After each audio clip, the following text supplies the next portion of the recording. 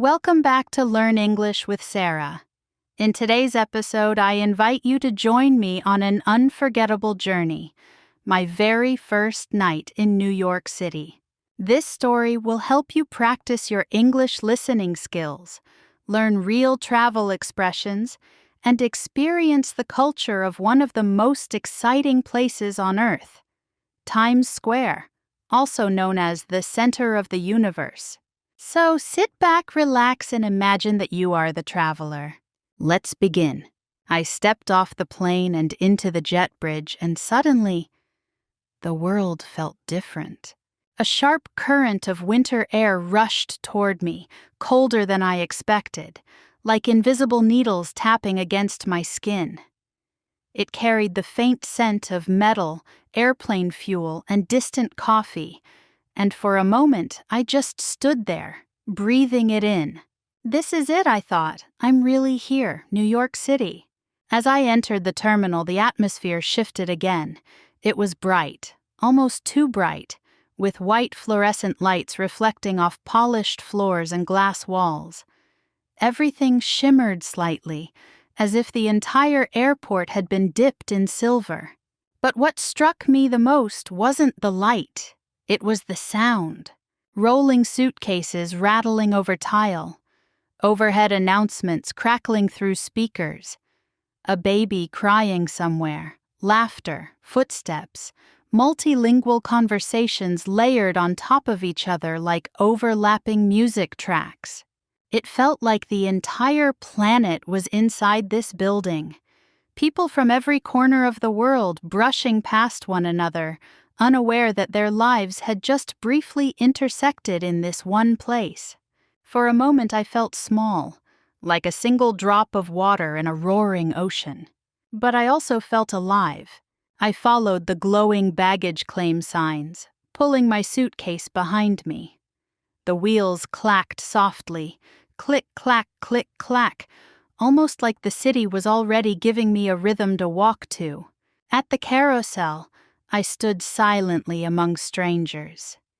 To my left, a woman in a red coat held a bouquet of flowers, twisting the stems nervously in her hands. To my right, a man in a hoodie was scrolling rapidly through his phone, headphones in, nodding to music only he could hear. What were their stories? Who were they meeting? Were they coming home or running away from something like me? My suitcase finally appeared, tumbling forward on the moving belt like a tired traveler desperate to be claimed. I grabbed it and made my way toward the exit. The automatic doors slid open with a soft whoosh. And that's when it hit me. New York, the real New York. The air outside was colder than before, biting at my cheeks, but I barely noticed, because everything around me was loud and alive. Cars honked impatiently. Taxi drivers shouted names of hotels like auctioneers selling time. Steam curled up from a metal grate on the ground like the city was breathing. Neon signs reflected on the wet pavement, turning the street into a moving painting of red, blue, yellow, and green. I stood still just for a few seconds, trying to take it all in. "This is it," I whispered to myself. "This is the moment I've dreamed of." My hand trembled slightly as I raised it to call a yellow taxi. One screeched to a stop in front of me, its headlights glowing like two golden eyes. I opened the door and slid into the back seat. The leather was cracked and it smelled faintly of pine air freshener. "Where to?" the driver asked without turning around. His voice was dry and straightforward. Pure New York attitude. "Times Square," I said, my heart thumping like a drum in my chest. He chuckled. "First time?" "Yes." "Then listen," he said, pulling into traffic. "You're not gonna sleep tonight." When I stepped out of the airport, the city didn't welcome me gently. It roared. The automatic glass doors slid open with a hiss, and suddenly the cold slapped against my face like a bold introduction. It wasn't the polite coolness of an air-conditioned room. No, This was real New York winter, sharp and unapologetic. My breath turned into fog instantly, as if I were smoking invisible cigarettes. The sky above was a deep charcoal gray, the kind that made every light look brighter than it really was. Yellow cabs rushed past like shooting stars on wheels, honking not out of anger, but like they were speaking their own language. Drivers leaned halfway out their windows, shouting things I couldn't fully understand. Yet somehow the message was clear. Move fast or get left behind. I tightened my scarf, gripping my suitcase handle like it was my only anchor. My suitcase wobbled over the uneven pavement, its tiny wheels protesting loudly. I looked around. People were walking with purpose, as if every second mattered. No one stood still, not even for a breath. And there I was, standing frozen in the middle of it all, a quiet observer dropped into a movie already in motion. For a moment doubt crept in. Can I really survive here, in this wild, restless place where everything moves faster than my thoughts?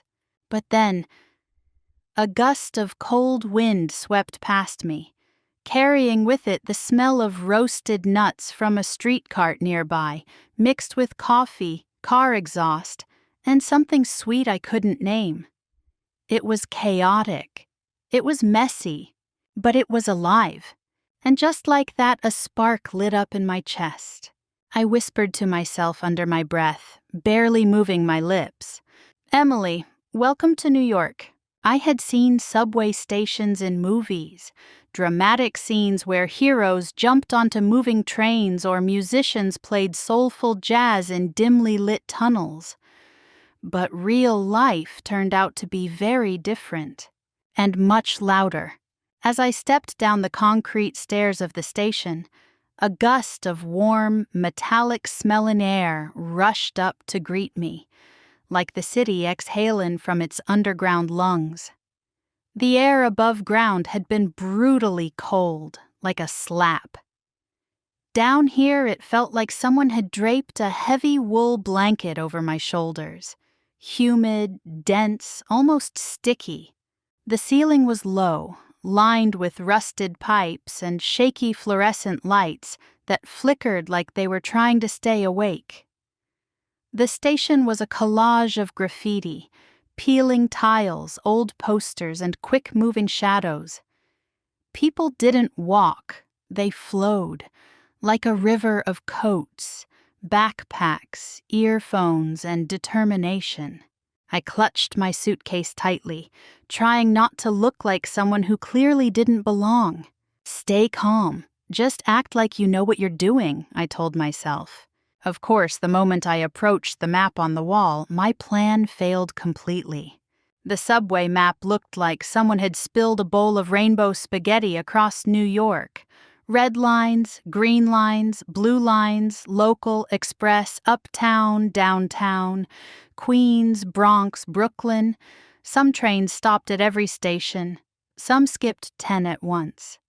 It was less of a transportation system and more of an IQ test. I squinted at it like I was decoding alien language. "You lost?" a voice suddenly asked. I turned, expecting someone to offer help. But no, the voice wasn't talking to me. A man was just yelling into his phone behind me. Good, perfect, I'll just stay lost quietly. I made a quick decision based on pure instinct. Or maybe panic. A train pulled up to the platform with a thunderous roar, and before I could question myself, I followed the crowd and stepped inside. The doors slid shut behind me with a loud thunk, and that's when I realized this was not an ordinary train car, because the moment the doors closed, music exploded. A heavy, funky hip-hop beat burst through the speakers. No, not speakers, live, right in front of me. 3 performers were inside the car. One holding a portable speaker blasting bass so strong I could feel it in my ribs. Another wearing sunglasses and spinning on the floor like gravity was optional. and the third, a tall guy in a bucket hat, rapping into a mic made of a hairbrush. The passengers barely reacted. Some looked mildly amused, some didn't even raise their eyes from their phones, but one person reacted like she had just been summoned by destiny. A little girl, maybe 7 or 8, with fluffy curly hair and glittery sneakers, stood up from her seat, eyes wide with pure excitement. She didn't hesitate. She jumped into the aisle and started dancing like she had been training for this moment her entire life. Her moves were wild, full of joy, all elbows, knees, and confidence. She twisted, jumped, spun, and even tried to mimic the breakdancer, falling on her back and laughing before getting up again. The entire train car, even the coldest, most stone-faced New Yorkers, cracked a smile. And me? I felt something unexpected rising in my chest. Not embarrassment, not confusion, warmth. For the first time since I landed in this city, I didn't feel like an outsider standing on the sidelines. I felt invited. The rapper noticed me watching and pointed his hairbrush mic in my direction. "Hey, first-timer, welcome to New York." The entire car chuckled. I laughed too, nervously but genuinely, and gave a small bow like an overly polite foreigner. The little girl noticed and waved at me mid-dance, and that was the moment I knew. New York might be loud, messy, chaotic, unpredictable, but it was also full of life, and maybe, just maybe, there was a place for me in it. By the time I finally stepped out of the subway and pulled my suitcase along the sidewalk, my legs felt like they were no longer part of my body. The city had shaken me, spun me around, tossed me in every direction. And somehow I was still standing. The hotel I booked wasn't luxurious. It didn't have golden chandeliers or a doorman in a tuxedo. But as I pushed through the glass doors, I felt something I hadn't felt since I landed. Relief. Warm lighting spilled across a polished floor. The faint scent of orange bergamot and fresh coffee drifted through the lobby. A small fireplace crackled in one corner, purely decorative yet comforting in a way I couldn't explain. Travelers sat quietly in lounge chairs, some scrolling on their phones, others staring blankly into space with the exact same expression I probably had, exhausted but content. The receptionist spoke fast, like everyone else in New York, but she smiled as she handed me my keycard. That simple smile felt like the first true act of kindness I had received from the city. The elevator hummed softly as it carried me upward. My reflection in the mirror-lined walls looked different. Hair slightly messy, eyes a little tired, cheeks flushed from the cold and excitement. I almost didn't recognize myself, but I liked the person I saw. When I reached my room, I slid the card in, heard the soft click, and opened the door. Soft yellow light greeted me like an embrace. A queen-sized bed with crisp white sheets, a wooden desk, a flat-screen TV, a window that framed the night sky and the faint glow of distant skyscrapers. The room wasn't big, but it was mine for tonight, my little sanctuary suspended above the chaos. I didn't bother unpacking. I didn't even bother turning on the TV. I simply walked to the bed and let myself fall face first into it. The mattress caught me like a cloud. For the first time since my plane landed, there was silence.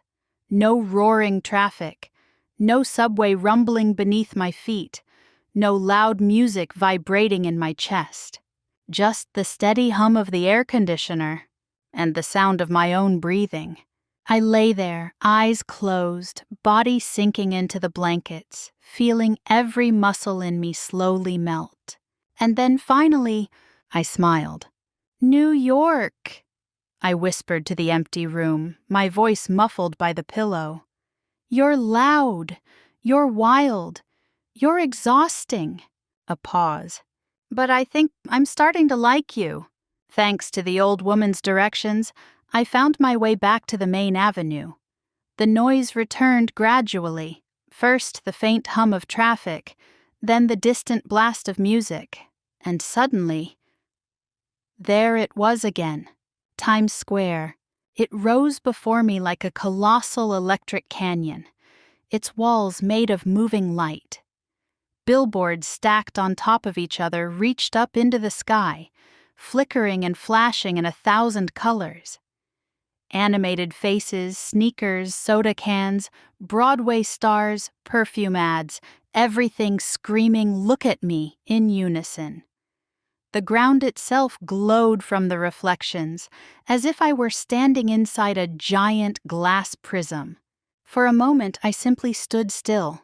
It was louder than before, brighter than before, bigger than before. But maybe that was because I had just walked through silence. The contrast hit me like a tidal wave. My pulse quickened, not from fear, but from sheer sensory overload. Every sound layered over another: car horns, laughter, street music, fragments of a dozen languages. It wasn't just noise. It was human electricity. I turned slowly, taking it all in. A group of teenagers posed in front of a giant screen. A man in a Spider-Man suit waved theatrically at passing tourists. Somewhere behind me, someone was selling roasted nuts. I could smell the caramelized sugar drifting through the air, mingling with the faint scent of hot dogs and street pretzels. Steam rose from a food cart as if the city itself were exhaling. I lifted my head and watched the billboards move. Huge ads flickering from one face to another, images changing faster than my eyes could process. At home, a screen that big would be overwhelming. Here, it was normal, expected, essential. It felt like standing in the center of a beating heart. And for the first time since I arrived, I whispered to myself, not out of doubt, but in disbelief, "I'm really here." The thought echoed inside me. I wasn't just visiting New York. I wasn't just passing through. I was in it, part of it, breathing the same air, blinded by the same lights, lost in the same chaos that millions before me had known. I didn't know if I belonged yet, but I knew one thing: New York didn't care who I was, and somehow that made me feel strangely free. After a while, I finally forced myself to step away from the center of the square. It was past midnight, but Times Square looked exactly the same, as if time refused to exist here. The sky was dark, but the ground was brighter than daylight. It was strange. The city didn't lull you to sleep. It dared you to stay awake. As I walked back toward my hotel, the sounds of the city trailed behind me like an echo. Even when I turned onto quieter streets, I could still feel the pulse of Times Square somewhere in the distance, steady, relentless, alive. Inside my room, I kicked off my shoes and collapsed onto the bed. My feet ached. My hair smelled like street food. My throat was dry from laughing and gasping and saying nothing at all. But I felt more awake than ever. I lay there staring at the ceiling, thinking about everything I had seen. The lights, the strangers, the noise, the silence, the old woman watering her flowers, the sea of people moving like a single living organism. New York was not gentle. It didn't hold your hand. It didn't guide you slowly. It threw you into the water and expected you to swim. And strangely, I wanted to. I pulled the blanket over myself and smiled in the dark. If this was only the first night, I thought, then I'm not ready to sleep just yet. I came to New York with nothing but a suitcase and a pocket full of questions. I wasn't sure if I was brave enough, strong enough, or even foolish enough to start over in a city this big. But that first night, getting lost, getting overwhelmed, getting dazzled, taught me something important. You don't have to be fearless to move forward. You just have to take one more step, even when you don't know where it leads. Because every dream worth chasing will scare you at first. Every new beginning will test you. And every great city, every great life, will welcome you only after you prove that you're willing to stay. So if you ever find yourself standing in front of something brighter, louder, bigger than anything you've ever known, don't turn away. Let it blind you. Let it shake you. Let it change you. Because somewhere between fear and wonder, that's where you grow. And that's where I'll be, still wide awake, still in New York. So if this is where my journey begins, I'm ready to keep going, wherever it leads. And if you've been walking beside me through this night in New York, don't stop here. There are more streets to explore, more stories to uncover, more words to learn, not from textbooks, but from life itself. If this story moved you, inspired you, or simply kept you company tonight, then stay with me. Subscribe, follow, and come back for the next journey, because the world is wide, and I'd love to discover it together with you. Until then, keep learning, keep dreaming, and never be afraid to step into the lights.